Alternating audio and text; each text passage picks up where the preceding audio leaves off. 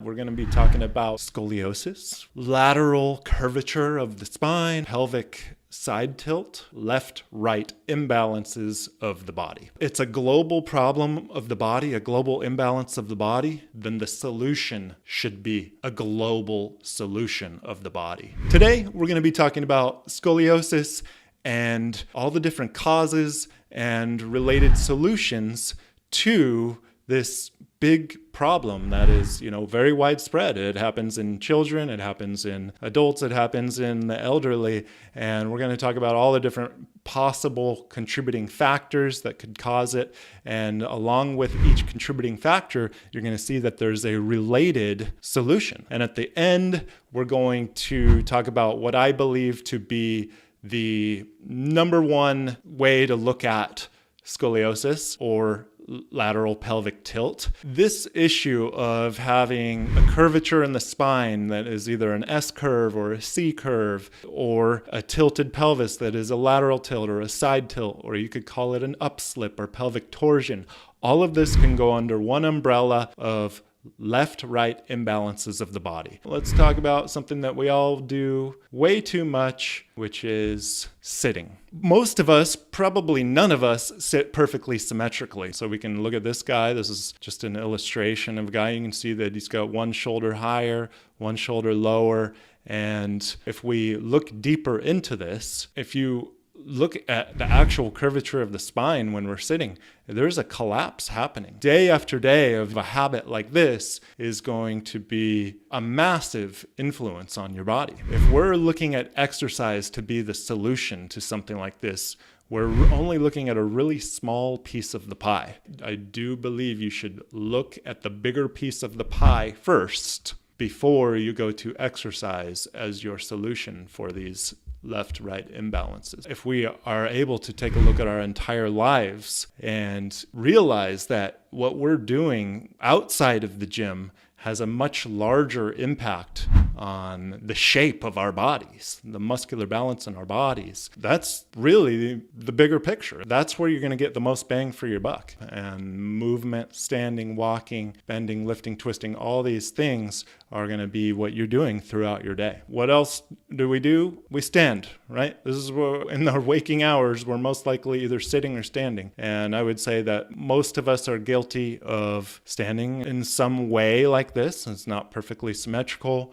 We're standing shifted, our weight shifted on one side. Maybe we're doing this all the time. These are contributing factors of left-right imbalances in the body. And when we're talking about sitting and standing in these imbalanced ways, what I would suggest as a possible solution is first, you have to become aware of this. If you're not aware of this, there are some tools you can use to measure your weight shift. What I would suggest for anyone that's struggling with scoliosis or a left-right imbalance is to put something like this under your feet. And most people probably don't have two scales, but it might be worth purchasing another scale so that you can analyze the way that you're standing. Stand away in a way that you think you stand a lot. Maybe you stand like this a lot. Take a look at the numbers on the scale there. This is going to give you a lot of information. And these are the types of things that can lead to really subtle changes in your muscular relationship. And ultimately, they aggregate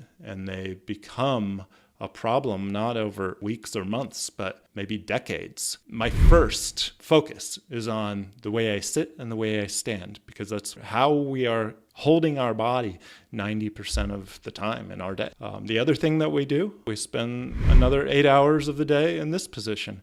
And so, yeah, it is worth taking a look at your sleeping position, your pillow height. If you're using too thick of pillows or maybe too thin of pillows, that's another 8 hours. This is what I would want to encourage you to be doing first before we go to the exercise solution, which is what so many people want to go to first. That's step one, is to ask yourself, how do you carry yourself? How are you positioning your body? The answer to those questions will likely lead you to the solution, which is to do the opposite. So if you're used to standing shifted on one leg, and that's the comfortable way to stand for you, then I would suggest doing the opposite and trying to shift and stand on the other way. And there's probably going to be one way that's uncomfortable for you. It feels foreign to you. It feels like using your left hand. And this is going to be a contributing factor that can help you towards your goal.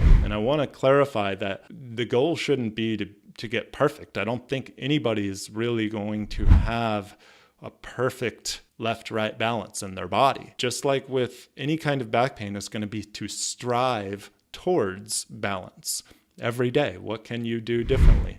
If you're heavily right-handed, it is worth considering starting to do some things with the opposite side of your body, because this is how we're going to restore balance. The other way to address this problem is the scientific way, and to get measurements, get your hip range of motion measured, degrees of how all your joints move and look, and compare them left to right. And that can get really complicated. A lateral tilt of the pelvis is not just a focal problem in one part of the body. It's throughout the entire body. To try and address each one of these issues individually, one shoulder's higher than the left, so I need to do some shoulder exercises. One hip is higher than the left, I need to do some hip exercises. My pelvis is tilted, I need to do some exercise for that. I have internal rotation of one hip. I've got a collapsed arch in one foot. These are all things that could be addressed individually, and you could maybe spend your entire day working on this, but it's still may not lead to a solution. It's a very complicated way to look at it. It's a global problem of the body, a global imbalance of the body. Then the solution should be a global solution of the body. We're not trying to break apart the body. We can see that every section of the body is affected. This is a result of most likely lifestyle. Even if the original problem started as an injury, maybe you injured your knee or your hip at some time in your life and developed a limp, and that limp over years and decades became a major left-right imbalance that led to your posture being imbalanced. At the end of the day, so today in this moment, that injury already happened. It's in the past, and you're still living in this body that has a left-right imbalance. And it's that imbalance is remaining. What is keeping that imbalance continuing in your body? It's the way that you use your body. Because if you use your body in a balanced way, a symmetrical way, that imbalance would actually naturally work its way out. The original cause could have been a trauma, but there's really nothing we can do about that. And the longer that we continue on with this imbalance, the more that the tissues, the soft tissues, become shaped in this way. And it eventually can lead to the hard tissues, the skeletal structure, to change its shape. And that's when a scoliosis can become more of a permanent thing. Even if it is permanent, like a fixed scoliosis, I personally believe you can still strive towards balance by doing things the opposite way. How do you carry your bag? This is a major factor for children in school. If you really look at this girl's posture, we've got one shoulder higher than the other. We've got the neck cricked to her right. She's shifted her weight onto one leg. These subtle things that we do, like carrying a bag on one side, can affect our posture. And if you do this day after day after day, you better believe that it's shaping your body. A classmate of mine who had scoliosis was walking in front of me, carrying his backpack like this, and I could see that the scoliosis was very severe. It was very noticeable, and we had been talking about it in school, so it was on my mind, it was relevant. And he's walking in front of me, I shout up to him, I say, "Hey, switch your backpack over to the opposite shoulder, to the opposite side." So he does that. This is no joke. This is a first-person account. I'm still walking behind him. His scoliosis disappears. So he's got the weight of his backpack on the opposite shoulder now. So it's counterbalancing him, doing the opposite thing that it would normally be doing. So this is not his natural posture. Now he's having the help of a weight on the opposite side of his body, but that counterbalance corrected his scoliosis. His spine straightened out. It certainly was revealing that the side that he carries his backpack on is having a major impact on his posture. Be aware, if you carry a bag, you carry a purse, you carry often a work belt or whatever, be aware of the impact that's having on your body. This is a chicken or the egg cause. So this is a leg length discrepancy. It could be a functional leg length discrepancy that results from a tilted pelvis, or maybe a knee that is valgus, and it results as legs that are different length, but they're not actually a different length. So it's chicken or the egg. Maybe the scoliosis is what caused the leg length discrepancy. This could be a contributing factor, so your footwear is relevant here, and maybe temporarily using heel lift can help balance your leg length. Whether it's true or just functional, you can temporarily use that to be an aid, similarly to shifting your backpack onto one side